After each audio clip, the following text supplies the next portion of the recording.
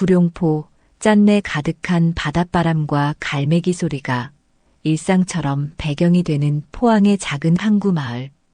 이곳에서 71살의 판석은 태어나 자라 평생을 살아왔습니다. 새벽부터 시작되는 그의 하루는 언제나 바다를 향한 창문을 열며 시작됩니다. 오늘도 어김없이 소금기 섞인 바람이 그의 주름진 얼굴을 스칩니다. 오늘도 좋은 날이구먼. 판석은 창가에 서서 구룡포 항구를 내려다봅니다. 작은 어선들이 바다로 나가고 시장은 조금씩 활기를 띠기 시작하죠. 그의 손은 거칠고 굳은 살이 박혀 있습니다. 평생 과메기를 다루며 살아온 흔적입니다. 여보, 아침 먹으러 와요. 부엌에서 들려오는 미순의 목소리에 판석은 천천히 식탁으로 향합니다. 함께한 50년 미순은 틀어진 무릎을 삐걱거리면서도 매일 아침 식사를 준비하는 일을 게을리하지 않았죠. 두 노인의 식탁은 소박합니다. 된장국과 김 그리고 반찬 몇 가지뿐이지만 이것만으로도 충분했습니다. 오늘은 과메기 손질 많이 해야 하나? 네, 오늘 주문이 조금 들어왔어요. 작년보다는 나아진 것 같네. 판석은 묵묵히 밥을 먹으며 고개를 끄덕입니다. 지난해 겨울 유난히 팔리지 않았던 과메기가 마음에 걸렸습니다. 손에 쥔 돈보다 남은 재고가 많았고 그 무게가 어깨를 짓누르는 것 같았죠. 세월 따라 몸도 마음도 무거워졌지만 이 바다가 고향이고 전부였습니다. 그래도 올해는 좀 나아질 거야. 그렇지? 미순에게 묻는 말이라기보다 자신에게 하는 다짐 같았습니다. 미순은 남편의 마음을 읽은 듯 조용히 웃어 보였습니다. 그 미소에 판석의 마음은 조금 편안해졌습니다. 식사를 마친 후 판석은 작업실로 향합니다. 작은 창고를 개조한 이곳에서 과메기를 말리고 손질하는 일을 합니다. 창고 한쪽 벽에는 오래된 달력이 걸려 있고 날짜마다 작은 표시가 되어 있습니다. 판석은 오늘 날짜에 작은 동그라미를 그리고 일과를 시작했습니다. 오늘은 10마리만 더 팔면 되는데. 혼잣말을 중얼거리며 과메기를 정성스럽게 다루는 판석의 손길은 여전히 섬세했습니다. 나이가 들어도 이 일만큼은 누구보다 자신 있었죠. 과메기 특유의 냄새가 작업실을 가득 채웠고 그 냄새는 판석에게 고향의 향기나 다름없었습니다. 정오가 되자 미순이 시장 앞 노점으로 나갑니다. 판석이 손질한 과메기를 들고 가는 미순의 뒷모습은 조금 굽어 있었습니다. 세월의 무게를 온몸으로 견디며 살아온 흔적이죠. 판석은 그런 아내의 뒷모습을 바라보며 가슴 한편이 아려옵니다. 고생이 많지. 판석도 얼마 후 시장으로 나가 미순 곁에 앉았습니다. 두 노인은 말없이 과메기를 손질하고 손님을 맞이합니다. 하지만 오늘도 손님은 뜸한 편이었습니다. 지나가는 사람들은 눈길만 주고 발걸음을 옮깁니다. 판석은 한숨을 내쉬며 하늘을 올려다봤습니다. 구름이 조금씩 모여들고 있었습니다. 비가 올 것 같은데 그의 예감은 틀리지 않았습니다.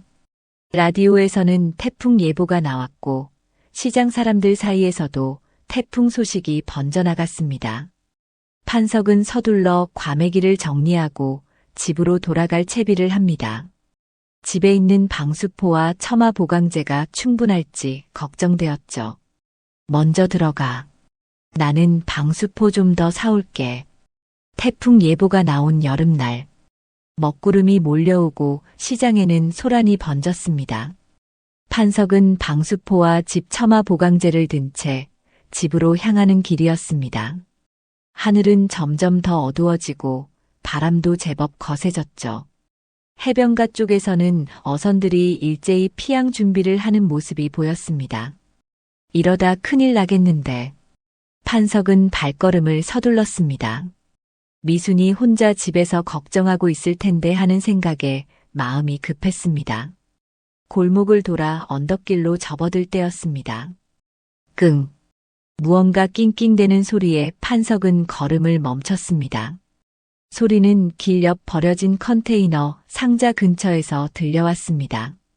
호기심에 가까이 다가간 판석의 눈에 흰 털의 한 마리가 들어왔습니다. 백구는 2마리의 새끼를 품에 안은 채 비를 피하고 있었습니다. 특히 한 마리는 다리를 절뚝이며 아프게 울고 있었죠. 어이구. 판석은 잠시 멈춰서서 그들을 바라봤습니다. 백구는 판석을 똑바로 쳐다봤습니다. 그 눈빛은 공포나 경계가 아닌 무언가 애절한 사연을 담고 있었습니다. 마치 도와주세요라고 말하는 것 같았죠. 갈 길 바쁜 판석은 잠시 망설였습니다. 이미 늦었고 미순이 기다릴 텐데. 하지만 그 눈빛을 외면할 수 없었습니다. 에이, 며칠 만이야. 결국 판석은 개들 곁으로 다가갔습니다. 백구는 놀랍게도 경계하는 기색 없이 판석을 바라보았습니다. 판석이 조심스레 손을 내밀자 백구는 그의 손등에 코를 가져다 댔습니다. 전혀 낯설지 않은 듯한 행동이었죠. 괜찮아, 이리 와봐. 판석은 백구와 새끼들을 안아들었습니다. 그리 크지 않은 개체였지만 새끼까지 안으니 제법 무게가 나갔습니다. 하지만 판석의 팔은 평생 고기잡이와 과메기 작업으로 단련되어 있었기에 충분히 견딜만 했습니다. 떨어지려는 방수포와 보강제를 한 손으로 겨우 붙잡으며 그는 집을 향해 걸음을 옮겼습니다. 여보, 문 좀 열어줘요. 집 앞에 도착한 판석은 발로 문을 두드렸습니다. 미순이 문을 열고 놀란 표정으로 남편을 바라봤습니다. 이게 무슨... 미순의 얼굴이 굳어졌습니다. 품에 안긴 개들을 본 순간 그녀의 눈이 커졌죠. 뭐 하는 거예요? 왜 저런 걸 데려와요? 판석은 아내의 반응을 충분히 예상했습니다. 미순은 개를 무서워했고 특히 집 안에 들이는 건 절대 안 된다고 여러 번 말했었죠. 비 피할 때까지만. 다리 다친 새끼도 있고. 미수는 고개를 절레절레 흔들며 한숨을 내쉬었습니다. 하지만 밖에선 이미 빗방울이 굵어지기 시작했고 천둥 소리도 들려왔습니다. 문턱도 넘기지 말고 현관에만 있게 하세요. 절대 안으로 들이면 안 돼요. 판석은 고개를 끄덕이며 개들을 조심스레 현관 한켠에 내려놓았습니다. 백구는 마치 상황을 이해한 듯 얌전히 누웠습니다. 다친 새끼는 여전히 낑낑대며 아파하고 있었습니다. 저거 좀 봐요. 얼마나 아픈지. 판석의 말에 미수는 잠시 새끼를 바라봤습니다. 그녀의 눈에도 새끼의 고통이 느껴졌는지 표정이 조금 누그러졌습니다. 약이라도 발라줘야 하는 거 아니에요? 미순의 말에 판석은 희미하게 웃었습니다. 아내가 이렇게 말한다는 건 적어도 개들을 당장 내쫓지는 않겠다는 뜻이었으니까요. 응, 내가 약국에서 연고 사올게. 비 좀 그치면. 태풍은 밤새 구룡포를 뒤흔들었습니다. 바람소리와 빗소리가 집안을 가득 채웠지만 판석과 미순의 집은 튼튼했습니다. 현관에서는 백구가 새끼들을 품에 안은 채 잠들어 있었습니다. 판석은 잠들기 전 슬며시 현관문을 열어 그들을 바라봤습니다. 내일 약 발라주마. 걱정 마. 낮은 목소리로 중얼거린 판석의 말에 백구는 눈을 살짝 뜨고 그를 바라봤습니다. 그 눈빛에는 감사함이 담겨 있었습니다. 판석은 이상하게도 마음이 따뜻해지는 느낌이었습니다. 오랜만에 느껴보는 감정이었죠. 여보, 어서 자요. 창문 다 닫았죠? 침실에서 미순의 부름에 판석은 현관문을 닫고 침실로 향했습니다. 오늘 하루는 평범한 날과는 달랐습니다. 무언가 운명적인 만남이 있었던 날이라는 생각이 들었습니다. 판석은 침대에 누워 천장을 바라보며 생각했습니다. 내일은 어떤 하루가 될지, 저 개들과 어떻게 지낼지, 여러 생각들이 머릿속을 맴돌았지만 이상하게도 불안함보다는 기대감이 더 컸습니다. 아침이 밝았습니다. 태풍은 지나갔지만 그 흔적은 여기저기 남아 있었습니다. 판석은 일찍 일어나 마당을 살폈습니다. 다행히 큰 피해는 없었지만 처마 몇 군데가 흔들리고 있었죠. 오늘은 이거 고쳐야겠네. 낮은 목소리로 중얼거린 판석은 현관으로 향했습니다. 어젯밤 생각이 났기 때문입니다. 문을 열자 백구와 새끼들이 그대로 있었습니다. 백구는 판석을 보자 꼬리를 살랑거렸고 새끼들은 여전히 잠에 취해 있었습니다. 어이구, 괜찮냐? 판석은 몸을 숙여 새끼들을 살폈습니다. 특히 다친 새끼의 다리를 조심스레 만져봤습니다. 새끼는 아픈 듯 낑낑댔고 판석은 마음이 아팠습니다. 잠깐만, 약 가져올게. 판석은 부엌으로 향했습니다. 미수는 아침 식사를 준비하고 있었습니다. 남편이 들어오자 미수는 궁금한 표정을 지었습니다. 저것들 아직 있어요? 응, 새끼 한 마리가 다리를 다쳤어. 연고 좀 발라줘야겠어. 에이, 그냥 내보내세요. 길에서 살던 개들인데. 미순의 말에도 판석은 약장에서 연고를 찾아 들고 나갔습니다. 거실 한켠에 이불을 깔고 새끼들의 몸을 닦았습니다. 젖은 몸을 마른 수건으로 부드럽게 문질러주고 절뚝이는 새끼의 다리에 약을 발라주었죠. 개들에게 익숙하지 않은 판석이었지만 손길은 정성스러웠습니다. 아프지? 조금만 참아. 다친 새끼의 다리에 약을 바르는 동안 백구는 판석의 곁에 조용히 앉아 있었습니다. 마치 자신의 새끼를 위해 해주는 일에 감사하는 듯한 눈빛이었습니다.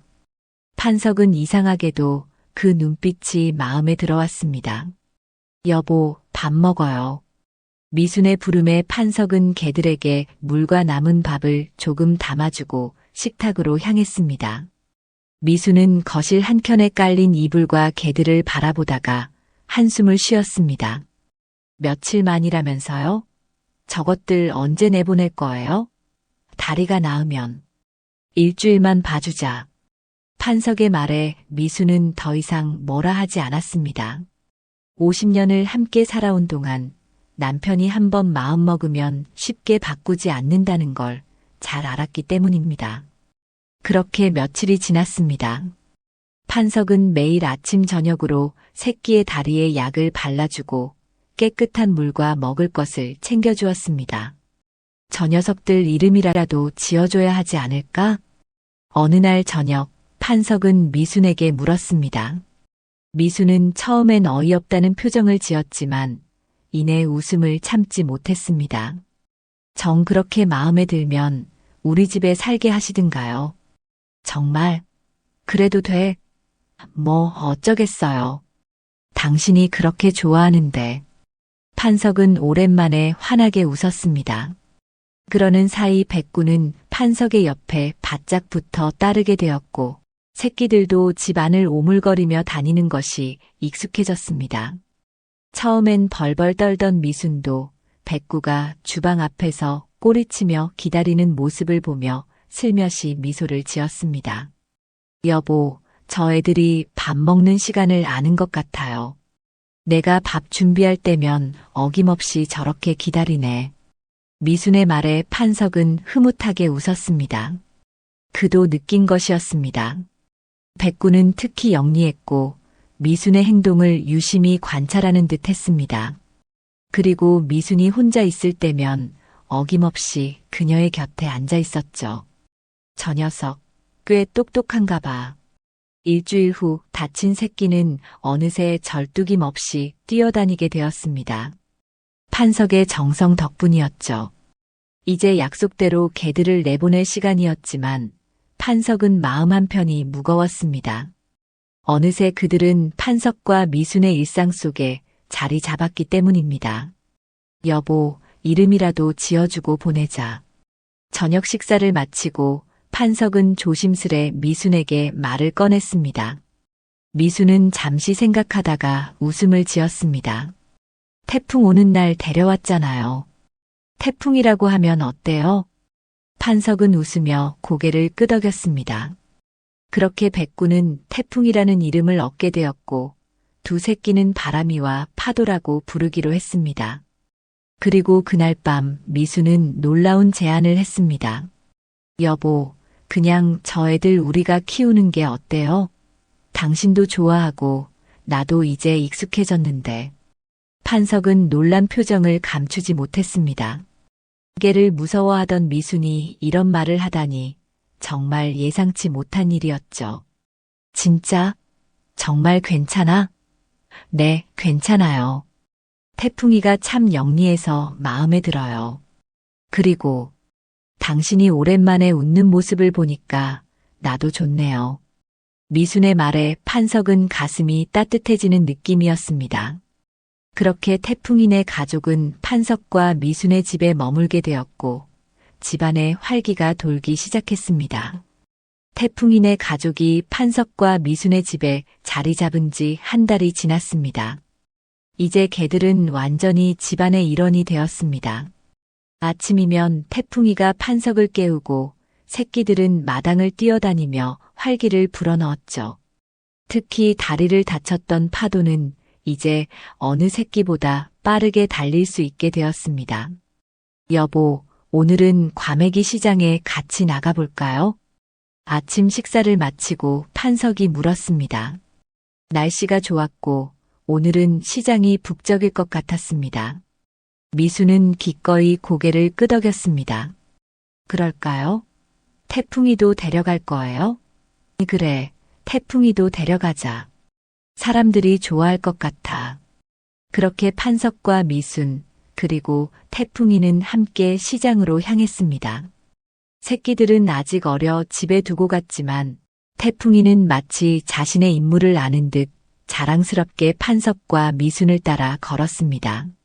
시장에 도착하자 사람들의 시선이 일제히 태풍이에게 쏠렸습니다. 어머, 판석 씨, 저게는 뭐예요? 너무 예쁘네.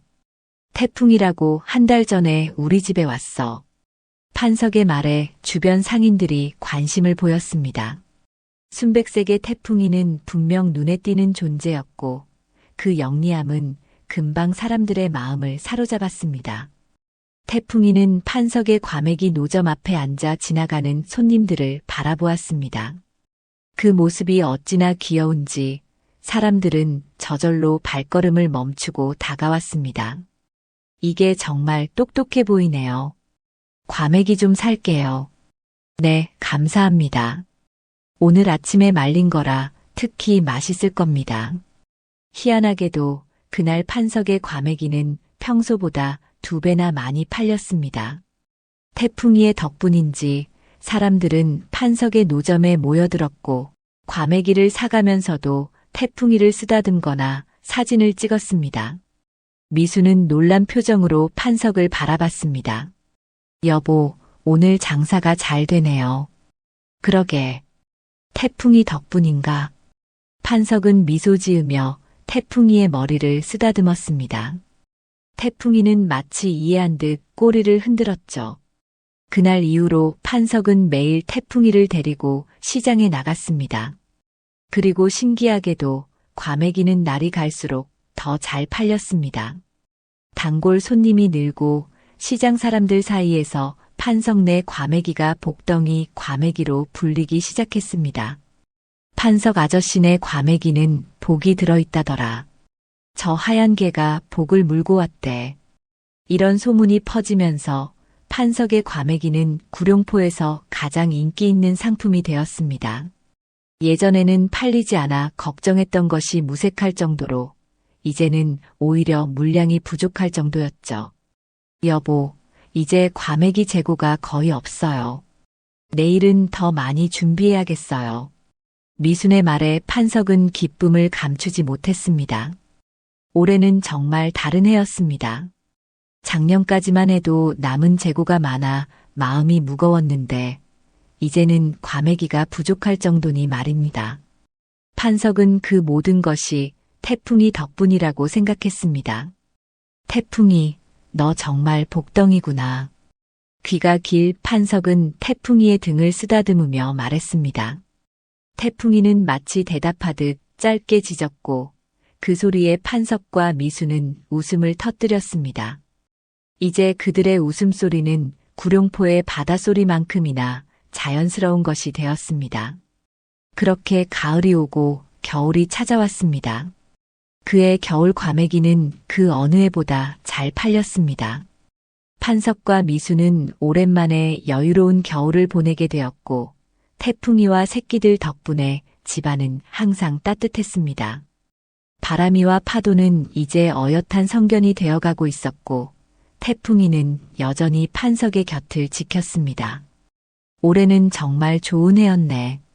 한 해의 마지막 날 판석은 미순에게 말했습니다. 미순도 고개를 끄덕이며 웃었습니다. 그러게요.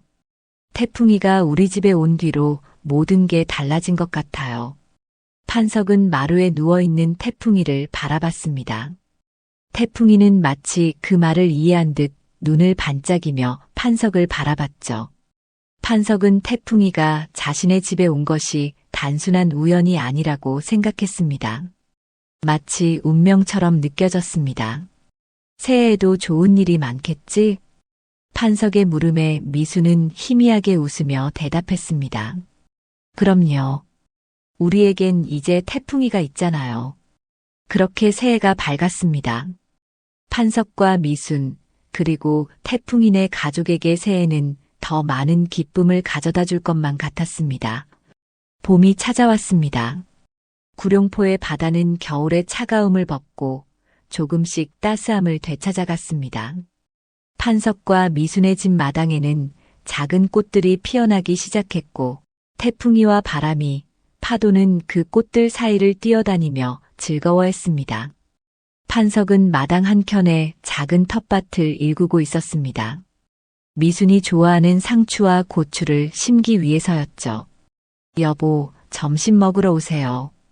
미순의 부름에 판석은 호미를 내려놓고 집 안으로 향했습니다. 태풍이도 판석을 따라 들어왔습니다. 이제는 서로의 일상이 완전히 하나가 되어 판석이 어디를 가든 태풍이는 늘 그의 곁을 지켰습니다. 식탁에 앉자 미수는 정성스레 준비한 된장찌개를 내놓았습니다. 오늘 시장은 안 나가요? 응, 오늘은 텃밭 좀 정리하고 쉬려고. 어제 과메기도 많이 팔렸으니까. 판석의 말에 미수는 고개를 끄덕였습니다. 지난 몇 달 동안 판석의 과메기는 구룡포에서 가장 인기 있는 상품이 되었습니다. 복덩이 과메기라는 이름이 널리 알려졌고 이제는 멀리서도 사람들이 찾아올 정도였습니다. 그 모든 것이 태풍이 덕분이라고 사람들은 말했습니다. 식사를 마친 후 판석은 다시 마당으로 나갔습니다. 태풍이도 그를 따라 나갔고 바람이와 파도는 이미 마당에서 놀고 있었습니다. 판석이 텃밭 일을 계속하는 동안 태풍이는 마당 구석을 파기 시작했습니다. 처음에는 판석도 신경 쓰지 않았습니다. 개들이 땅을 파는 건 흔한 일이니까요. 하지만 태풍이가 계속해서 같은 자리를 파는 모습이 이상했습니다. 태풍아, 뭐 하는 거야? 판석은 호미를 내려놓고 태풍이에게 다가갔습니다. 태풍이는 판석을 보자 짧게 짖더니 다시 땅을 파기 시작했습니다. 마치 뭔가를 보여주고 싶은 듯한 행동이었죠. 판석은 궁금증에 태풍이가 파고 있는 곳을 들여다봤습니다. 이게 뭐지? 땅속에서 무언가 반짝이는 것이 보였습니다. 판석은 손을 뻗어 그것을 꺼냈습니다. 돌멩이처럼 생긴 것이었지만 일반적인 돌과는 달랐습니다. 희미한 빛이 돌고 있었고 무게도 묘하게 다른 느낌이었습니다. 어디서 났지? 판석은 돌을 손바닥에 올려놓고 유심히 살폈습니다. 그때 태풍이가 다시 짖었고 판석의 바지를 물고 당겼습니다. 마치 따라오라는 듯한 행동이었습니다. 판석은 태풍이를 따라 마당 담장 너머로 향했습니다. 담장 너머는 작은 언덕이 있었고 그 아래로 바다가 보였습니다. 태풍이는 언덕 중턱에 있는 바위 틈으로 향했습니다. 여기서 찾은 거야? 태풍이는 꼬리를 흔들며 판석을 바라봤습니다. 판석은 바위 틈을 살폈습니다. 비슷한 돌들이 더 있을 것 같았지만 손이 닿지 않는 깊숙한 곳이었습니다. 판석은 일단 발견한 돌을 주머니에 넣고 집으로 돌아왔습니다. 여보, 이거 좀 봐요. 집에 돌아온 판석은 미순에게 돌을 보여주었습니다. 미순도 그 돌을 이상하게 여겼습니다. 이게 뭐예요? 보통 돌이 아닌 것 같은데. 태풍이가 마당에서 발견했어. 저 뒷산 바위 틈에서 더 있는 것 같은데 내일 가서 좀 더 살펴봐야겠어. 저녁이 되자 판석은 시장에 나가 그 돌을 보여주기로 했습니다. 시장에서 만난 지인 중에 돌에 관심이 많은 이웃이 있었기 때문입니다. 판석이 돌을 보여주자 이웃은 놀란 표정을 지었습니다. 이거 보통 돌이 아닌데요? 어디서 났어요? 우리 태풍이가 찾았어. 집 뒷산 바위 틈에 더 있는 것 같아. 이거 혹시 희귀 광물 아닐까요? 제가 아는 지지락. 교수님께 한번 보여드려도 될까요? 내일 포항에서 오신다고 하셨거든요. 판석은 기꺼이 동의했습니다. 다음 날 이웃과 함께 지지락 교수가 판석의 집을 찾아왔습니다. 교수는 돌을 자세히 살펴보더니 놀라운 표정을 지었습니다. 이건 희귀보석 원석이에요. 바닷가 인근 암석층에서 간혹 발견되는 광물인데 아주 가치가 높습니다. 어디서 발견하셨다고요? 판석은 태풍이가 돌을 발견한 장소를 설명했습니다. 교수는 더 자세한 조사를 위해 그곳을 방문하고 싶다고 했습니다. 판석은 태풍이를 데리고 교수를 안내했고 그곳에서 더 많은 광물이 발견되었습니다. 이 돌들은 실제로 수백만 원 이상으로 거래될 수 있어요. 운이 정말 좋으시네요. 교수의 말에 판석은 놀라 입을 다물지 못했습니다. 수백만 원이라니 그것은 판석과 미순에게 큰 금액이었습니다. 집에 돌아와 미순에게 이 소식을 전하자 미순도 놀라움을 감추지 못했습니다. 정말이요? 그렇게 값어치가 있다고요? 그래, 교수님이 그러시더라고. 우리가 원하면 사겠다고도 하셨어. 미수는 잠시 생각에 잠겼다가 판석을 바라봤습니다. 어떻게 할 거예요? 팔 거예요? 판석은 창밖을 내다보았습니다. 마당에서는 태풍이와 새끼들이 평화롭게 놀고 있었습니다. 그 모습을 보니 판석의 마음이 따뜻해졌습니다. 그 돌을 팔자는 제안을 받았지만 판석은 쉽게 결정하지 못했습니다. 돈은 분명 필요했지만 태풍이가 가져다 준 선물이라는 생각에 더 특별하게 느껴졌기 때문입니다. 난 이 돌이 태풍이 덕분에 찾은 거라 더 의미가 있는 것 같아. 그럼 어떻게 할 거예요? 간직할 거예요? 아직 모르겠어. 조금 더 생각해보자. 판석은 마루에 앉아 그 돌을 바라보았습니다. 희미하게 빛나는 돌은 분명 가치가 있었습니다. 하지만 판석은 그 돌보다 더 귀한 걸 얻었음을 알았습니다. 아내와 함께 웃으며 밥 먹을 수 있게 된 것, 낯선 생명이 가족이 된 것, 매일 웃으며 과메기를 팔게 된 것. 그건 돈으로도 살 수 없는 삶의 기적이었습니다. 여보, 이 돌 어떻게 할지 생각해 봤어요? 다음 날 아침 미순이 다시 물었습니다. 판석은 밤새 생각했습니다. 그리고 결정을 내렸죠. 이 돌은 절반만 팔고 나머진 간직하려고 해. 돈도 필요하지만 태풍이가 준 선물이니까 완전히 손에서 놓고 싶진 않아. 미수는 그런 남편의 마음을 이해한다는 듯 미소 지었습니다. 판석은 지지락 교수에게 연락해 자신의 결정을 알렸고 교수는 흔쾌히 받아들였습니다. 그렇게 판석은 돌의 절반 가치에 해당하는 돈을 받게 되었습니다. 이 돈으로 뭐 할 거예요? 미순이 물었습니다. 판석은 잠시 생각하다가 대답했습니다. 우리 집 수리도 하고 과메기 가게도 조금 넓혔으면 해. 그리고 판석은 잠시 말을 멈추고 창밖을 바라봤습니다. 마당에서는 태풍이와 바람이, 파도가 놀고 있었습니다. 태풍이네 집도 하나 만들어주고 싶어. 좀 더 편하게 지낼 수 있도록. 미수는 그런 남편의 마음씨에 감동받은 듯 고개를 끄덕였습니다. 그렇게 판석은 집 수리를 시작했고 과메기 가게도 조금 더 넓혔습니다. 그리고 마당 한켠에는 태풍이네 가족을 위한 아늑한 집을 만들어 주었죠. 마을 사람들은 판석의 갑작스러운 변화에 놀라워했지만 판석은 그저 웃으며 복덩이 태풍이 덕분이라고만 말했습니다. 일주일 후 또 다른 태풍이 구룡포에 접근한다는 예보가 있었습니다. 판석은 집 처마와 지붕을 새로 손봐둔 터라 걱정이 덜했지만 바다에 나간 어선들과 마을 사람들이 마음에 걸렸습니다. 여보, 이번 태풍은 작년보다 더 셀 것 같아요. 마을 사람들 걱정되네요. 그러게. 내일은 시장도 쉬는 게 좋겠어. 태풍이 몰아치기 전날 판석은 태풍이를 데리고 항구를 거닐었습니다. 어선들은 대부분 피항에 있었고 사람들은 집을 단단히 보강하고 있었습니다.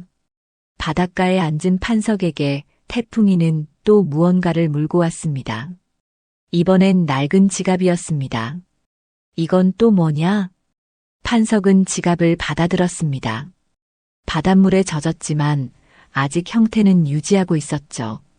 지갑을 열어보니 안에는 오래된 군인증과 사진 한 장이 들어 있었습니다.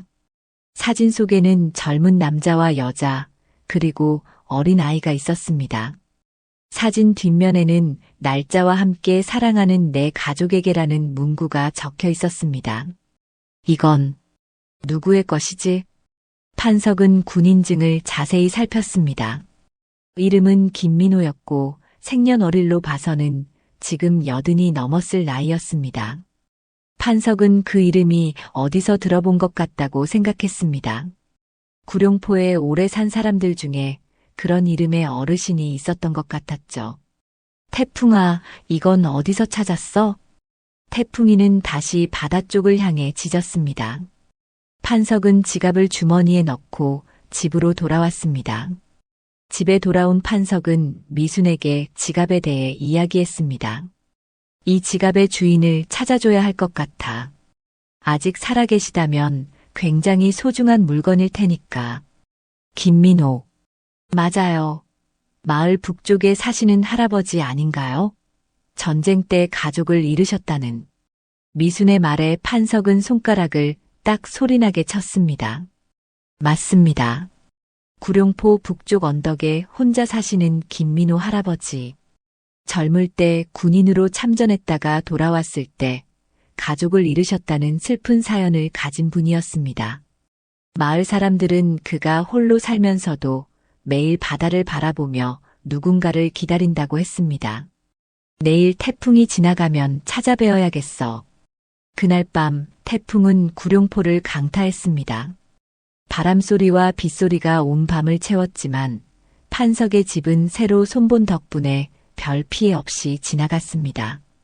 태풍이와 새끼들도 새 집에서 안전하게 밤을 보냈죠. 다음 날, 날이 갠 후 판석은 태풍이를 데리고 김민호 할아버지 집을 찾아갔습니다. 언덕 위 조그만 집 앞에 도착하자 판석은 조심스레 문을 두드렸습니다. 계세요? 김민호 어르신? 잠시 후 머리가 하얗게 센 노인이 문을 열었습니다. 세월의 흔적이 깊게 패인 얼굴이었지만 눈빛만은 또렷했습니다. 누구시오? 저 아래 마을에 사는 판석이라고 합니다. 혹시 이거 어르신 것이 아닌지 해서요. 판석은 지갑을 내밀었습니다. 김민호 할아버지는 그 지갑을 보는 순간 온몸이 굳어버린 듯 했습니다. 떨리는 손으로 지갑을 받아든 할아버지의 눈에는 눈물이 고였습니다. 이걸 어디서? 우리 태풍이가 바닷가에서 찾아왔습니다. 김민호 할아버지는 흔들리는 손으로 지갑을 열었습니다. 안에 든 군인증과 사진을 보자 주름진 눈가에서 눈물이 흘러내렸습니다. 60여 년 전 전쟁이 한창이던 때 군인이었던 그는 가족에게 돌아오지 못했습니다.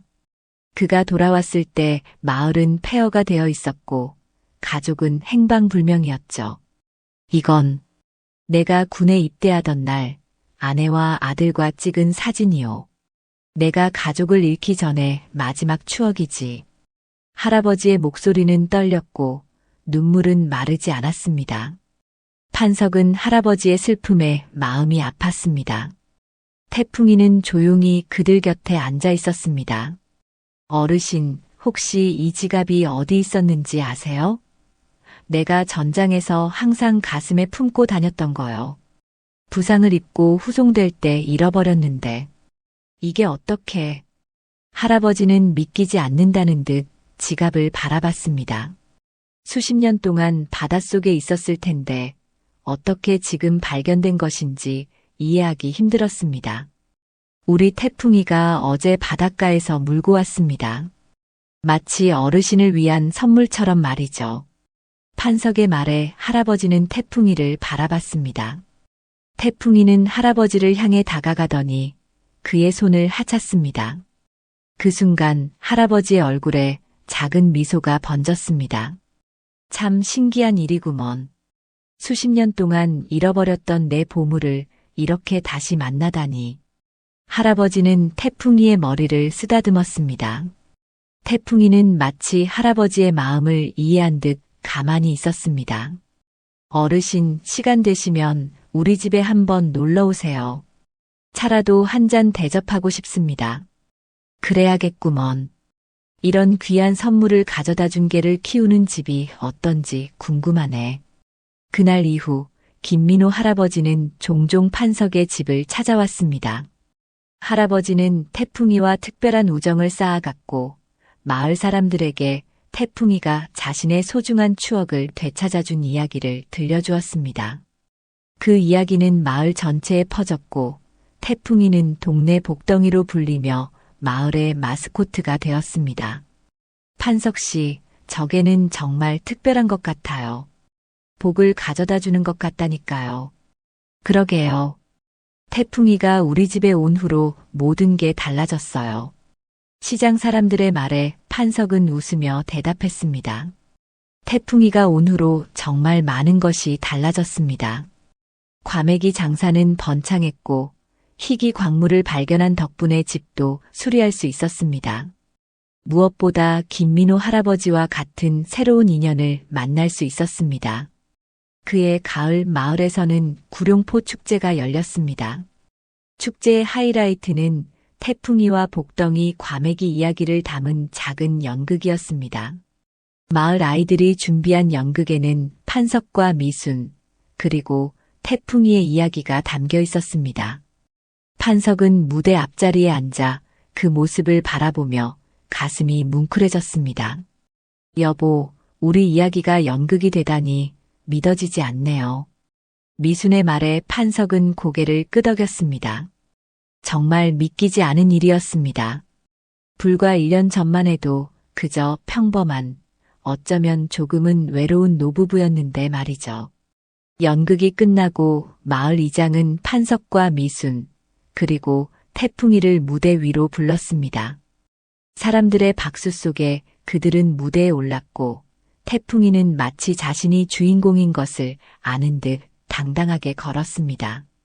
판석 씨와 미순 씨, 그리고 우리 마을의 복덩이 태풍이, 이들의 아름다운 이야기는 우리 구룡포의 자랑입니다.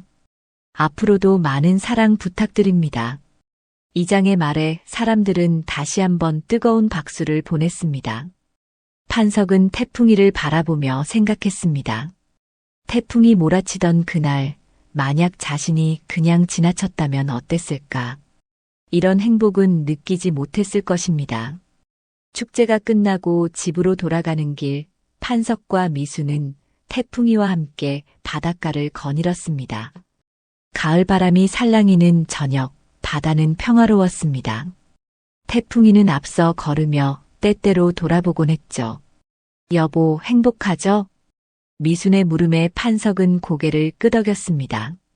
그는 정말 행복했습니다. 평생 살아온 이 바다 마을에서 사랑하는 아내와 함께, 그리고 뜻밖의 선물처럼 찾아온 태풍이네 가족과 함께라면 언제나 행복할 것 같았습니다. 그래, 정말 행복해. 태풍이가 우리 집에 온 건 정말 기적 같은 일이었어.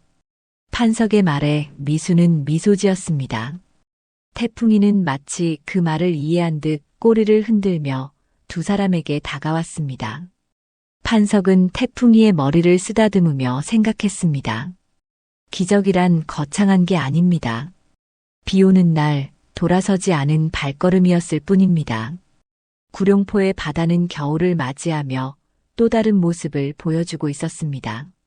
파도는 높게 일었고 바람은 차갑게 불어왔습니다. 하지만 판석과 미순의 집은 그 어느 때보다 따뜻했습니다. 마당에 지어진 태풍이네 집에는 작은 전등까지 달려 밤에도 은은한 빛을 내뿜었습니다. 여보, 오늘은 과메기가 정말 잘 팔렸네요. 저녁 식사 시간 미수는 기분 좋게 말했습니다. 판석은 고개를 끄덕이며 웃었습니다. 그들의 복덩이 과메기는 이제 구룡포를 넘어 포항 전체에서 유명해졌습니다. 주문이 밀리기 시작했고 판석은 이웃 청년들을 고용해 일을 돕게 했습니다. 그러게, 이제는 혼자 감당하기 힘들 정도가 됐어. 다행히 영수와 민철이가 도와주니 한결 나아졌지. 태풍이 덕분이에요. 우리 집에 복을 가져다 준 거죠. 미순의 말에 판석은 태풍이를 바라봤습니다. 거실 한켠에 누워있던 태풍이는 자신의 이름이 불리자 고개를 들었고 판석은 그런 태풍이를 향해 미소 지었습니다. 그래, 다 너 덕분이야, 태풍아. 저녁 식사 후 판석은 마루에 앉아 태풍이의 털을 빗겨주었습니다. 이제는 일상이 된 순간이었습니다. 태풍이는 눈을 감고 그 순간을 즐기는 듯했고 바람이와 파도도 차례를 기다리며 주변을 맴돌았습니다. 여보, 김민호 할아버지 오늘 병원에 가셨다면서요? 미순이 주방에서 설거지를 하며 물었습니다. 판석은 태풍이의 털을 빗기는 손을 멈추고 대답했습니다. 응, 정기 검진이라고 하셨어. 나이가 많으시니 건강 조심하셔야지.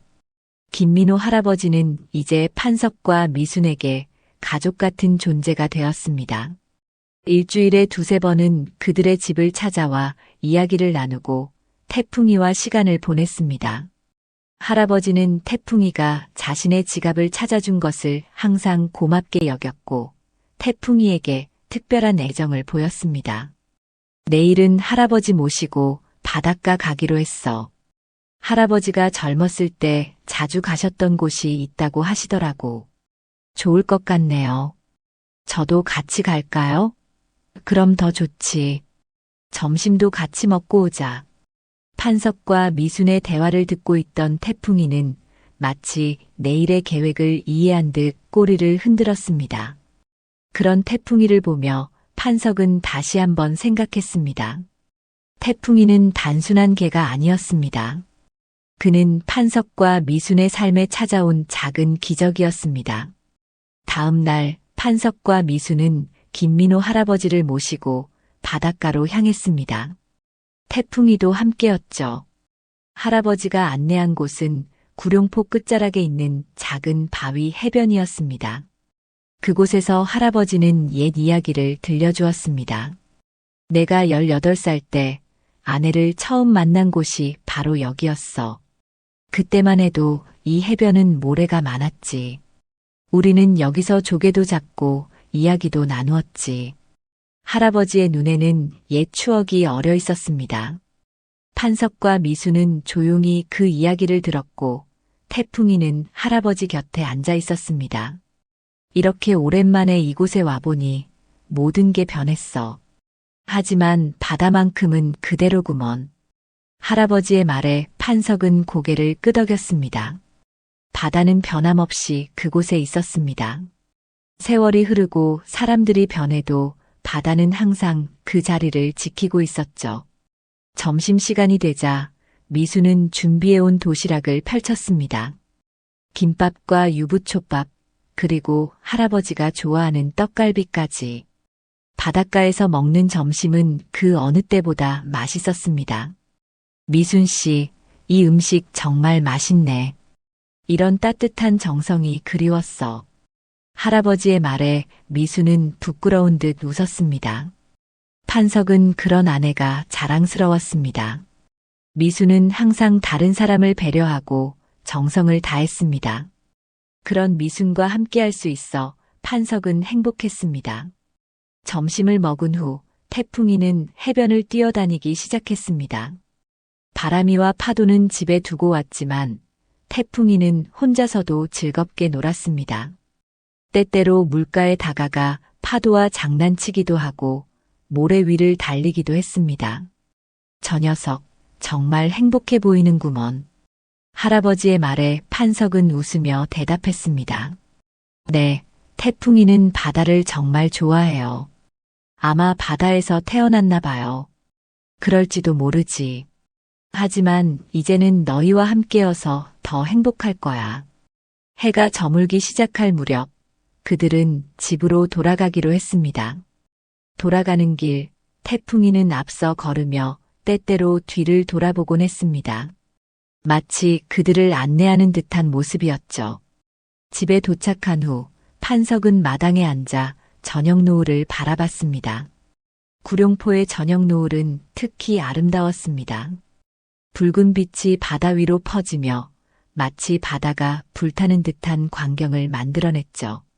미순이 과메기와 막걸리를 들고 나왔고 할아버지와 판석은 그것을 나누며 웃음꽃을 피웠습니다.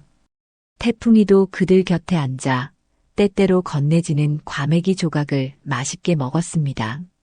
이렇게 좋은 저녁이 또 있을까? 판석의 말에 미순과 할아버지는 고개를 끄덕였습니다. 그들 모두 이 순간이 얼마나 소중한지 알고 있었습니다. 세상에는 많은 부와 명예가 있지만 이렇게 사랑하는 이들과 함께하는 시간만큼 값진 것은 없었습니다. 밤이 깊어가고 할아버지는 판석의 배웅을 받으며 집으로 돌아갔습니다. 미수는 설거지를 마치고 판석은 태풍이네 집을 확인했습니다. 바람이와 파도는 이미 잠들어 있었고 태풍이는 마당에서 별을 바라보고 있었습니다. 태풍아, 들어가서 자렴. 판석의 말에 태풍이는 천천히 일어나 자신의 집으로 향했습니다. 하지만 잠시 멈춰서서 판석을 바라봤죠. 그 눈빛에는 많은 이야기가 담겨 있었습니다. 감사함, 행복, 그리고 무엇보다 사랑. 판석은 마루에 앉아 잠시 더 밤하늘을 바라봤습니다. 별이 총총한 하늘 아래 그는 지난 시간들을 떠올렸습니다. 태풍이를 만나기 전과 후 그의 삶은 완전히 달라졌습니다. 더 풍요로워졌고 더 행복해졌습니다. 그리고 무엇보다 더 많은 의미를 찾게 되었습니다. 여보, 들어와요. 바람 차요.